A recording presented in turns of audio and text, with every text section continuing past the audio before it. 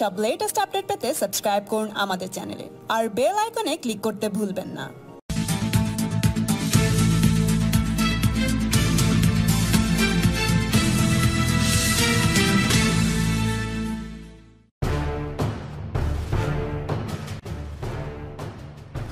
মুকুল রায়ের মমতাকে গাদ্দার বলাকে সমর্থন করল অধীর চৌধুরী। তিনি বারাসাতে এসে জানালেন, মমতা বন্দ্যোপাধ্যায় কংগ্রেসের সঙ্গে গাদ্দারি ও বেইমানি করেছে। তার দাবি, মমতা বন্দ্যোপাধ্যায় রাজীব গান্ধীর সৌজন্যে কংগ্রেসে বড় হয়েছে, কংগ্রেসেই তাকে মন্ত্রী করেছিল, তারপর আবার কংগ্রেসকে খুন করেছে। তাই এক কথায় বলতে গেলে মুকুল রায়ের কথায় শিলমোহর দিল অধীর চৌধুরী। মুখ্যমন্ত্রী কংগ্রেসের সঙ্গেও গাদ্দারি করেছেন এবং বারবার ভিন্ন দলের হাত ধরার চেষ্টা করেছেন। এয়ার স্ট্রাইক নিয়ে তিনি জানান, বায়ুসেনার এই কৃতিত্ব দেশবাসী গর্বিত। তিনি একই সঙ্গে কেন্দ্রীয় সরকারের কার্যত প্রশংসাই করেন। পাকিস্তান কোনোদিন যুদ্ধে ভারতের সঙ্গে এঁটে উঠতে পারেনি। তিনি এয়ার স্ট্রাইককে ভোটের আগে চমক মানতে নারাজ। তাই একান্তই রাজ্যের মুখ্যমন্ত্রীর বক্তব্য জানিয়ে ব্যঙ্গের সুরে বলেন, মমতার কাছে বিজেপি দুরকম। মুখ্যমন্ত্রীর কাছে ভালো বিজেপি রাজনাথ অরুণ জেটলি, আর খারাপ বিজেপি হলেন নরেন্দ্র মোদী। লোকসভায় তৃণমূলকে চোর বলা তার কর্তব্য ছিল বলে দাবি করেন তিনি। বলেন, সাধারণ মানুষের টাকা লুট করে তিনি আওয়াজ তুলবেনই। এই নিয়ে তার অবস্থান সঠিক ছিল। সোনিয়া গান্ধী, রাহুল গান্ধীকে এ নিয়ে বলতে কেউ মানা করেননি। আমি তৃণমূলকে চোর বলে ঠিকই করেছি। এদিন অধীর চৌধুরী ভোটের জোট নিয়ে মন্তব্য করতে নারাজ হলেও তিনি বলেন, মৌসুম নূর দল ছাড়লেও ক্ষতি হবে না। 9টা কেসের মধ্যে 2টা তো আজকে রিলিজ হয়ে গেল। কিছু বলার নেই, আমি তো কেস তো না, এগুলো তো তৈরি করা গল্প, সব কিছুই রিলিজ হবে। খালি আমাদের মানে অসুবিধা হচ্ছে কি, বহরমপুর থেকে আসতে হচ্ছে, কাজ ফেলে আসতে হচ্ছে। আগে বহরমপুরে হাজিরা দিয়ে দিতাম, এখন আমার বারাসাতে আসতে হচ্ছে। বারাসাতে না কোর্ট আছে সেরকম, না বসার জায়গা, বলুন কোথায় বসবো আমরা? রোডে রোডে দাঁড়িয়ে থাকতে হয়, রাস্তায় বসে থাকতে হয়। একটা কোর্ট তৈরি করারও ক্ষমতা হয়নি এখানকার সরকারের। এখানকার জাজরা যেখানটায় বসেন, এটা কি ঘর আপনি বলুন? এতগুলো কেস হচ্ছে, এত লোক আসছে সারা বাংলা থেকে, তাদের বসার জায়গা পর্যন্ত নেই এই বারাসাত কোর্টে। কোথায় আমরা বসবো বলুন তো? আমরা তো বাইরে থেকে আসছি, আমাদের তো মিনিমাম একটা সুবিধা দেওয়া দরকার। আমরা সারা বাংলা থেকে আসছি, আমাদের মিনিমাম একটা সুযোগ সুবিধা পাওয়া দরকার, অন্তত বসার জায়গা দরকার, একটু পানীয় জল দরকার, কিছুই নাই। এটা তো কোর্টের পরিকাঠামো বাংলায় ধ্বংস হয়ে গেছে। এখানকার সরকার খালি রাজনীতি করে, কাজের কাজ তো কিছু করে না। খালি যা কিছু পেলে একটা নীল সাদা রং লাগিয়ে দিলে হয়ে গেল বাংলা। কংগ্রেসের সঙ্গে গদ্দারি করেছে, তা তো করেইছে, সবাই জানে। কংগ্রেস তাকে বড় করেছে, রাজীব গান্ধীর দয়াতে সে বড় হয়েছিল। কংগ্রেস তাকে টিকিট দিয়েছিল, সোমনাথ চ্যাটার্জিকে হারিয়েছিল। কংগ্রেস তাকে মন্ত্রী করেছিল, তারপর সে বিজেপির হাত ধরেছিল।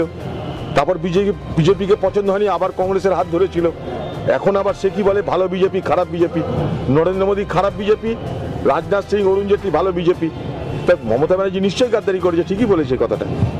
সোফার মানে গাদ্দারি বিষয়টা যেটা, মমতা ব্যানার্জি তো কংগ্রেসের সঙ্গে গাদ্দারি, বেইমানি এবং কংগ্রেসকে খুন করার চেষ্টা করেছে এই বাংলায়। এসব আমরা বহুবার বলেছি, নতুন কথা না এটা। কিন্তু তাকে তো প্রিভিলেজ দিচ্ছেন আপনাদের কেন্দ্রীয় নেতৃত্ব। কিন্তু সোনিয়া গান্ধীর কাছে কে গেছিল আমি জানি না দাদা, যেগুলো জানি না আমি আন্দাজে বলতে পারবো না। আমি যা বলেছি সেটা বলতে পারবো। সোনিয়া গান্ধী আমাকে কিছু বলেনি, মমতা বন্দ্যোপাধ্যায়, রাহুল গান্ধী আমাকে কিছু বলেনি, আমি জানিও না। এখন গাল গল্প কোথায় কি রটে না রটে তার তো জবাব দিতে আমি পারি না। কোথায় কোন রটে, আপনাদের কাছে ডকুমেন্টও নেই যে সোনিয়া গান্ধীকে কমপ্লেন করেছে। আপনারা শুনেছেন, আমরাও শুনেছি, সব শোনা কথায় কি উত্তর দিব? তবে আমাকে না আপনার সোনিয়া গান্ধী, না রাহুল গান্ধী, না কংগ্রেসের তো কিছু তো বলেনি যে কোনটা ভুল করেছি বা সঠিক করেছি, কিছু তো বলেনি আমার কথা। আমি জানি আমি ঠিকই করেছি, আমি তো জনপ্রতিনিধি হয়ে মানুষের কথা বলতে হয়, এটাই আমার শিক্ষা। তাই মানুষের কথা বলেছি। সারা বাংলা লুট হয়েছে সেই কথা বলেছি, সারা বাংলায় লুট করেছে কারা তাদের কথা বলতে চেষ্টা করেছি। সারা বাংলায় লক্ষ লক্ষ মানুষ সর্বশান্ত হয়েছে, শয়ে মানুষ আত্মহত্যা করেছে, এখনো শয়ে মানুষ ঘর বাড়ি ছাড়া হয়ে ফেরার হয়ে গেছে, তাদের কোনো দোষ নেই, যারা এজেন্ট তাদের কথা বলেছি। এটা যদি সোনিয়া গান্ধী, রাহুল গান্ধী নামে কোনোদিন মানা করেনি, ভবিষ্যতে কোনোদিন করবে না। স্ট্রাইক নিয়ে যদি কিছু বলেন ভালো। তো সবাই আমরা গর্বিত, ভারতবর্ষের বায়ুসেনার এই বীরত্ব, তাদের এই নৈপুণ্যতা আমাদের সকল ভারতবাসীকে গর্বিত করেছে। তবে পাশাপাশি এটাও ঠিক, ভারতবর্ষের সঙ্গে কখনো পাকিস্তান পেরে ওঠেনি, এঁটে ওঠেনি। স্বাধীনতার পর জওহরলাল নেহরুর নেতৃত্বে, তারপর লাল বাহাদুর শাস্ত্রীর নেতৃত্বে, তারপর ইন্দিরা গান্ধীর নেতৃত্বে বরাবর আমরা পাকিস্তানকে দখল করেছি, দখল করে ছেড়েছি। চুক্তি হয়েছে, মাথা নিচু করেছে, ছেড়েছি। অনেকে বলছেন এটা নির্বাচনের আগে মোদির চমক, এটাকে আপনি ওটা দিদি বলছে, আপনি দিদিকে জিজ্ঞেস করেন আপনারা। আপনি এটাকে আমি তো ভারতবর্ষের, আমি বায়ুসেনার কথা বলছি, ভারতবর্ষের সামরিক বাহিনীর কথা বলছি। বাংলার মুখ্যমন্ত্রী কি বলছেন আমি সেটা বাংলার মুখ্যমন্ত্রীকে জিজ্ঞেস করুন। নির্বাচনী চমক বলে এটাকে আপনি মানতে নারাজ? আমার মনে হয় ক্ষতির আর কি আছে, কম কর্মীরা তো আর যায়নি, নেতাকে গেল কোথায় না গেল। আমার মনে হয় না এসব ভোটের ফলাফলে বুঝতে পারবে কি ক্ষতি বা লাভ, কারণ এগুলো কংগ্রেসের মালদা জেলায় আমরা যারা নেতা হই, নেত্রী হই, এমএলএ হই, এমপি হই, কর্মীরা করে। সারা বাংলা জুড়ে এখন তৃণমূল থেকে কংগ্রেসের দিকে কর্মীদের আসার একটা প্রবণতা আমরা দেখছি।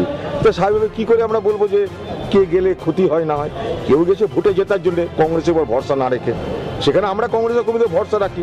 কারণ আমরা মনে করি আবার কংগ্রেস মালদায় তার নিজের জায়গা সে নিজে রাখবে। দিদি বলেছেন যে 42টাই পেতে হবে দলের কর্মীদের, আপনি এখন 42টা দিদি চাইছে, 23টা অমিত শাহ চাইছে, 65টা হয়ে গেল, নতুন সিট তৈরি করতে হবে বাংলায়।